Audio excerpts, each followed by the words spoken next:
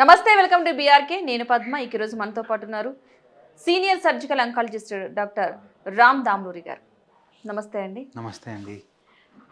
Doctor గారు, చాలా మందిలో ఇప్పుడు ఈ మధ్య కాలంలో ఎక్కువగా వింటున్న మాట క్యాన్సర్ గురించి, ఎస్పెషల్లీ బ్రెస్ట్ క్యాన్సర్ సంబంధించి. అసలు బ్రెస్ట్ క్యాన్సర్ని గుర్తించడం దగ్గర నుంచి స్టార్ట్ చేద్దాం మనం మొదలుగా. అసలు బ్రెస్ట్ క్యాన్సర్ అనేది ఎలా వస్తుంది? ఏదైనా మనం క్యాన్సర్ అని ఎప్పుడు అంటామంటే, ఆ సెల్ గ్రోత్ అనేది అంటే బాడీలో ఉండే సెల్ గ్రోత్ అనేది అన్‌కంట్రోల్డ్‌గా ఉండాలి. Body control చేయలేకపోతుండాలి. అండ్ ఒక చోటు నుంచి ఇంకో చోటికి స్ప్రెడ్ అవుతూ ఉండాలి. అప్పుడే దాన్ని మనం క్యాన్సర్ అని అంటాం. హ్మ్. ఈ బ్రెస్ట్ క్యాన్సర్‌లో ఏంటంటే మనకి బ్రెస్ట్‌లో 2 రకాల టిష్యూస్ ఉంటాయి. డక్టల్ సిస్టమ్ అంటారు. ఓకే. అంటే మనకి ప్రెగ్నెన్సీ అయిన తర్వాత లాక్టేషన్ అప్పుడు మిల్క్ సెక్రీట్ చేసేదాన్ని డక్టల్ సిస్టమ్ అంటారు.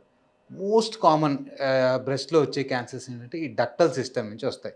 ఈ డక్టల్ సెల్స్ అనేవి అబ్నార్మల్‌గా మారిపోయి, అబ్నార్మల్‌గా గ్రోత్ అయ్యి గడ్డలాగా మారేసి వేరే చోటికి స్ప్రెడ్ అవుతూ ఉంటాయి. హ్మ్. దాన్ని మనం బ్రెస్ట్ క్యాన్సర్ అంటాం. బ్రెస్ట్‌లో వచ్చే క్యాన్సర్‌ని. మనకి ఇండియాలో చూసుకుంటే ఇది one of the most common cancer breast cancers అనేది. లాస్ట్ ఇయర్ మొత్తం 2,50,000 మంది 2,50,000 న్యూ కేసెస్ డయాగ్నోస్ చేసాం. ఓహ్! ఆన్ అన్ యావరేజ్ 4 మినిట్స్‌కి ఒక వుమన్ క్యాన్సర్‌ని, ఒక బ్రెస్ట్ క్యాన్సర్‌ని మనం ఐడెంటిఫై చేస్తున్నాం. ఓకే. ఆహ్, మనం చూసుకుంటే 1 in 8 women are affected life టైమ్‌లో బ్రెస్ట్ క్యాన్సర్‌కి ఎక్స్‌పోజ్ అవుతున్నారు. ఇంత హై ఇన్సిడెన్స్ ఉంది మన ఇండియాలో.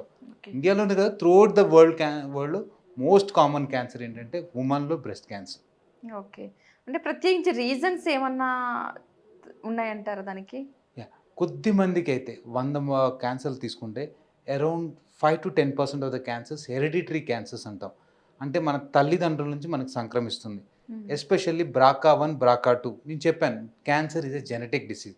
జీన్స్‌లో మోడిఫికేషన్ వల్ల ఫర్ ఎగ్జాంపుల్ ఎలా వస్తుందంటే క్యాన్సరు మన నార్మల్ సెల్ ఉంది. అది 1 సెల్ 2గా డివైడ్ అయినప్పుడు మన దాంట్లో ఉన్న జీన్స్, క్రోమోజోమ్స్ కూడా 2 డివైడ్ అవుతాయి. హ్మ్. అట్లా డివైడ్ అవుతున్నప్పుడు క్రోమోజోమ్స్‌లో కొన్ని అబ్నార్మాలిటీస్ వస్తాయి. ప్రతిసారి పర్ఫెక్ట్‌గా జరగాలని ఏం లేదు గదా! అట్లా అబ్నార్మల్‌గా వచ్చినప్పుడు ఏంటంటే సెల్ మన బాడీకి బ్యూటిఫుల్ మెకానిజం వాటిని కిల్ చేస్తది అబ్నార్మల్ సెల్స్‌ని. కొన్ని సెల్స్ ఏంటంటే ఎస్కేప్ అవుతాయి ఆ కిల్లింగ్ నుంచి. ఆ జీన్స్ అనేది ఏంటంటే గ్రోత్‌ని కంట్రోల్ చేసే జీన్స్ కూడా అబ్నార్మల్‌గా అవుతాయి. సో, గ్రోత్‌ని కంట్రోల్ చేయవు.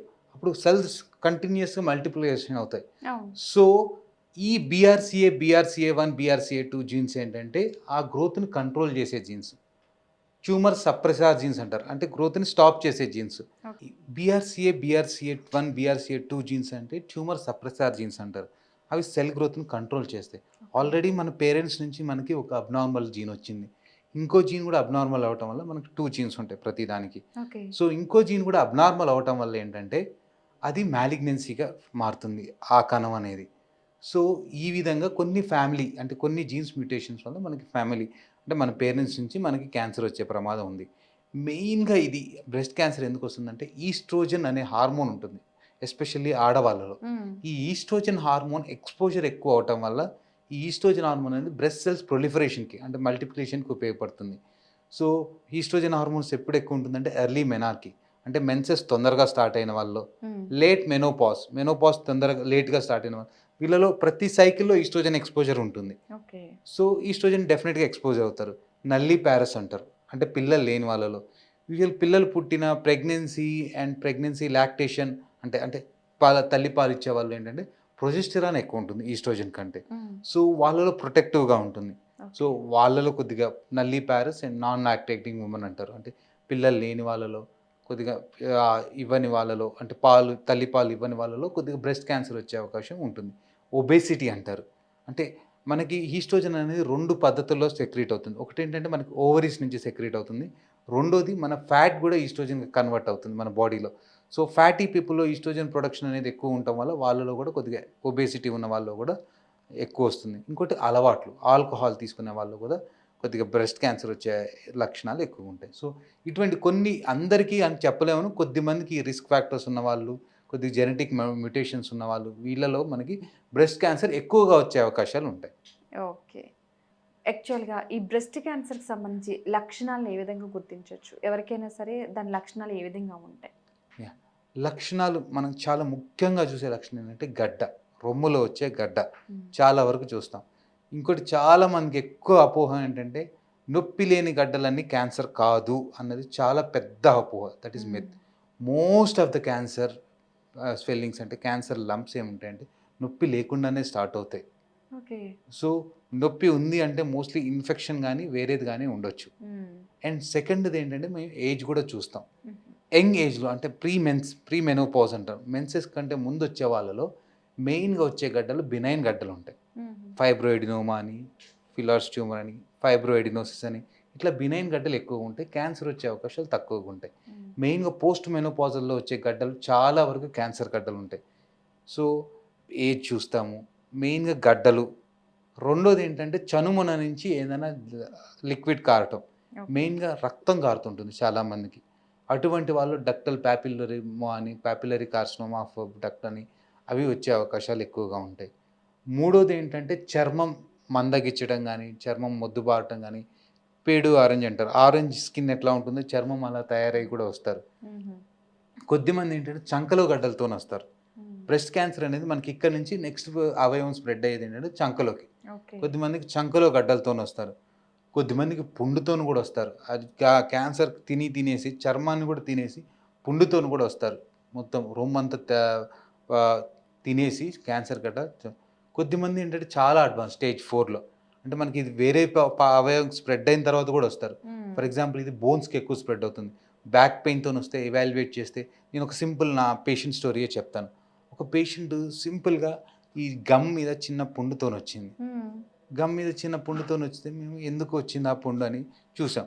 యూజువల్ గమ్ మీద పుండు మోస్ట్లీ ఓరల్ క్యాన్సర్స్ ఏమో అనుకున్నాం. తీస్తే బయాప్సీ తీస్తే అది బ్రెస్ట్ క్యాన్సర్ నుంచి వచ్చింది అని వచ్చింది. సో మనకి కొన్నిసార్లు అంత అడ్వాన్స్ స్టేజ్లో కూడా వాళ్ళు ప్రజెంట్ అవుతారు. సో రొమ్ములో గడ్డ అనేది most common. Change in the shape of the breast అనేది సెకండ్ కామన్. మూడోది చనుమొన నుంచి రక్తం కారటము, గడ్డల చంకలో గడ్డలు ఇవ్వటము, కొన్ని స్టేజ్ 4లో బ్రీతింగ్ డిఫికల్టీస్, లంగ్లకు స్ప్రెడ్ అయ్యి దగ్గులో రక్తం పడటం, ఇట్లాంటి సిమ్టమ్స్ కూడా మేము చూస్తూనే ఉంటాం. ఓకే. వంశపారంపర్యంగా కూడా వచ్చే అవకాశం ఉందని అంటున్నారు కదా. ఇన్ కేస్ వాళ్ళకి తెలియకపోవచ్చు, వాళ్ళ వంశంలో ఉందా లేదా అనేది కొంతమందికి తెలియకపోవచ్చు. సో అప్పుడు ఎలా ముందుగా ఏమైనా టెస్ట్ చేయించుకోవడం? ముందుగా అందరికీ బ్రెస్ట్ క్యాన్సర్ వచ్చిన అందరికీ వంశపారంపర్యంగా వస్తుందని చెక్ చేయకూడదు. కొన్ని రిస్క్ ఫ్యాక్టర్స్ ఉంటాయి.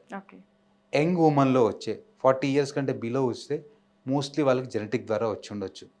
ట్రిపుల్ నెగిటివ్ బ్రెస్ట్ క్యాన్సర్స్ అంటారు. ER, PR, HER2 అనేది చెక్ చేస్తాం. ట్రిపుల్ నెగిటివ్ బ్రెస్ట్ క్యాన్సర్ ఫ్యామిలీలో 2 క్లోజ్ ఫ్యామిలీ అంటే మదర్కి డాటర్ కానీ ఫస్ట్ డిగ్రీ 2 రిలేటివ్స్ అంటారు. ఫస్ట్ డిగ్రీ మదర్కి డాటర్ కానీ సిస్టర్స్ కానీ ఓకే ఇట్లాంటి ఉంటే ఫస్ట్ డిగ్రీ 2 రిలేటివ్స్ ఉన్నా కానీ 3 జనరేషన్స్ ఎక్కువ జనరేషన్స్ నుంచి ఇట్లా ఎఫెక్ట్ అవుతూ ఉన్నా కానీ మేల్ బ్రెస్ట్ క్యాన్సర్స్ ఉన్నా కానీ 2 సైడ్స్ ఆఫ్ బ్రెస్ట్ క్యాన్సర్లో ఉన్నా కానీ ఇటువంటి వాళ్ళు ఏంటంటే జెనెటిక్ మ్యూటేషన్స్ ఉండే అవకాశం ఎక్కువగా ఉంటుంది. సో ఇటువంటి బ్రెస్ట్ క్యాన్సర్ పేషెంట్స్ అందరికీ ఏంటంటే టెస్ట్ చేస్తాం.